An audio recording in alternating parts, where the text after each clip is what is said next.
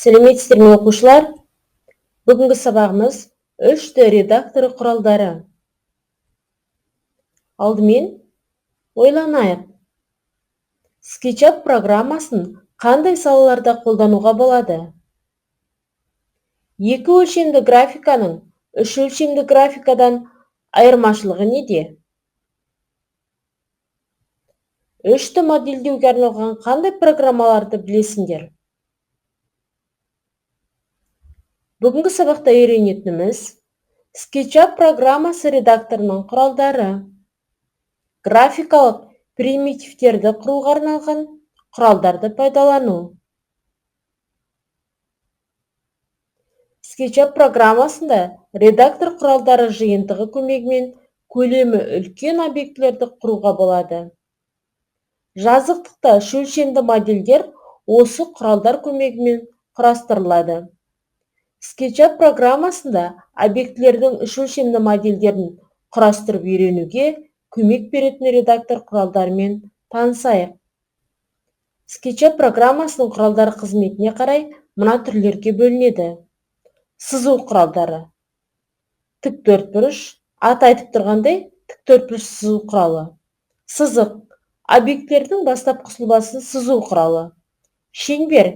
Шеңберлер мен дөңгелектер сызуға арналған құрал. Доға. Доға тәрізді объектілерді құрастыруға арналған құрал. Көп бұрыш. Объектіге көп бұрыштар кірістіруге арналған құрал. Қолмен сызу. Объектіні қалам көмегімен сызуға арналған құрал. Модификациялау құралдары. Орын ауыстыру. Кез келген объектінің орнын ауыстырып көшіріп алу немесе созу құралы. Сығу, созу. Объектінің көлемін азайту немесе арттыру үшін оның қырларын сығуға, созуға мүмкіндік беретін құрал. Айналдыру. Объектіні толықтай айналдыра отырып, ауыстыратын немесе белгілі бір бөлігін айналдырып көрсететін құрал. Басқару. Объектілерді белгілі бір бағытқа бұрады. Масштаб.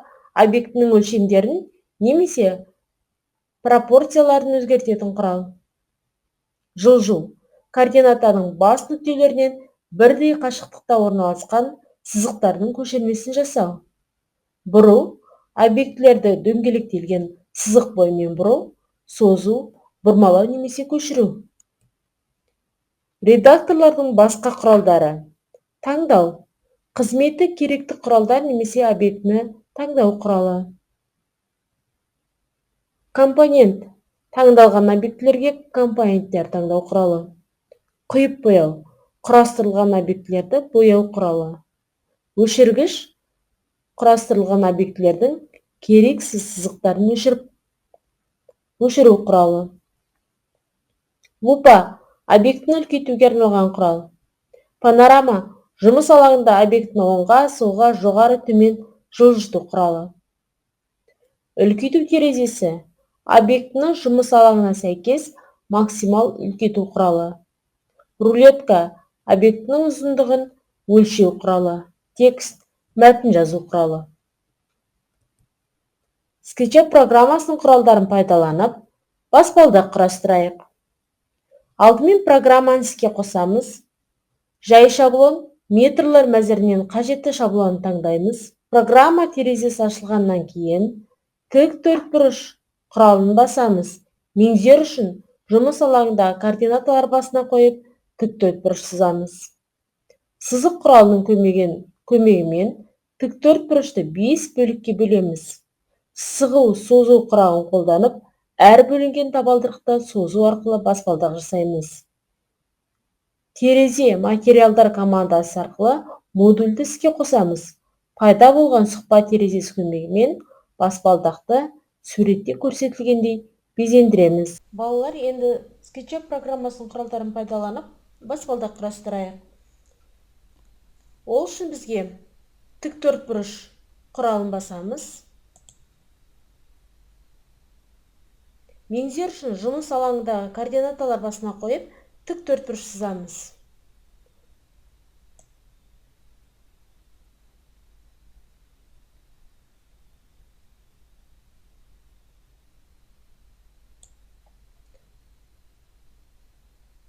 сызық құралының көмегімен тік төртбұрышты 5 бөлікке бөлетін боламыз.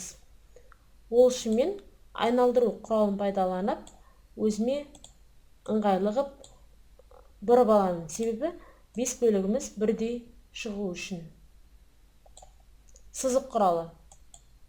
Карандаштың суреті 5 бөлікке бөлетін боламыз.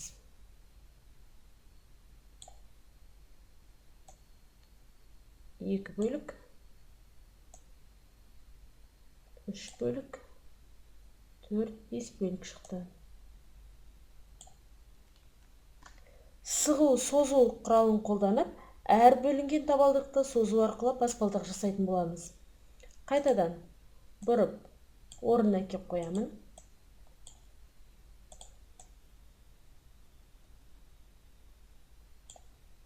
Сығу, созу құралы мінекей.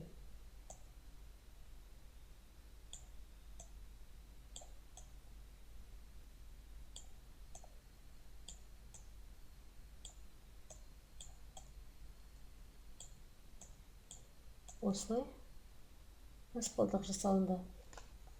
Терезе материалдар командасы арқылы модульді іске қосамыз.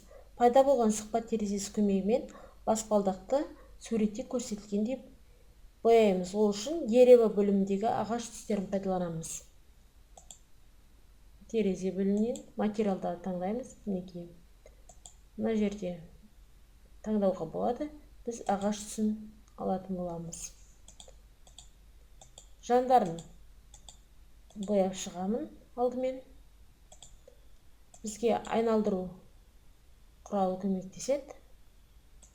Үстін мына цветпен бояйын.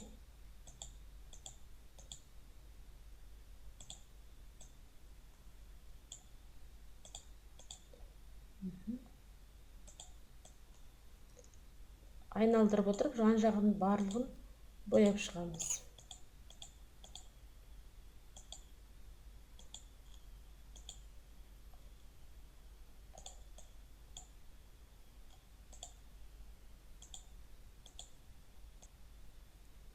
Балалар, міне біздің баспалдағымыз дайын болды.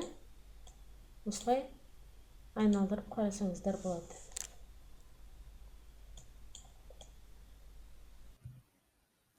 Енді балалар, осы тақырып бойынша сұрақтарға жауап берейік. SketchUp программасының құралдары қандай түрлерге бөлінеді? Сызу құралына қандай құралдар жатады? Және олардың қызметі қандай? Шеңбер құралының қызметі қандай? Модификациялау құралдары тобына қандай құралдар жатады? Сығу, созу құралы қандай қызмет атқарады? Келесі тапсырма компьютерде орындаймыз. SketchUp программасының құралдарын пайдаланып, параллелепипед құрастырамыз. Программаны іске қосамыз. Тиісті шаблонын таңдаңдар. Программа терезесі ашылғаннан кейін тік төртбұрыш құралына басып, тік төртбұрыш сызыңдар. Сығу, созу құралын басып, тік төртбұрышты созу арқылы фигура көлемін үлкейтіңдер. Терезе материалдар командасы арқылы модульді іске қосамыз. Параллелепипедтің жоғарғы қырын кирпич бөліміндегі бетонный блокпен безендіріңдер. Нәтижесі мына суреттегідей шығады. Талдап салыстырайық. 2D графика мен 3D графиканы салыстырыңдар. Олардың ұқсастықтары мен айырмашылықтарына таңдар. Келесі тапсырманы дәптерде орындаймыз. Компьютерлік графика неше түрге бөлінеді? 2 өлшемді графика мен 3 өлшемді графикаға қандай графика түрлері жатады? Кесте немесе сызба сызыңдар. Үй тапсырмасы. Суреттерді SketchUp программасында қандай құралдарды пайдаланып салуға болады? Осымен балалар, сабағымызды ауа райы арқылы қорытындылайық. Сабағымыз аяқталды. Сау болыңыздар.